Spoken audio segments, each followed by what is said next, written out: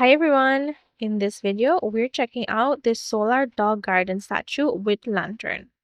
Opening it up, we have the dog neatly packaged with the lantern included as a separate piece. Let's take a closer look at the dog itself. It feels solid and has a finish that looks almost like cement, though it's clearly a lighter material. The detailing is impressive, and there's a dedicated spot in the dog's mouth to mount the lantern. Now for the lantern. This is where all the solar magic happens. There's an on and off switch on the bottom, and it looks like this unit was already switched on, so we'll need to get it outside to charge it up. Anyway, here's how you mount the lantern to the dog. It looks great for such a simple setup. Here are some pictures of it at nighttime.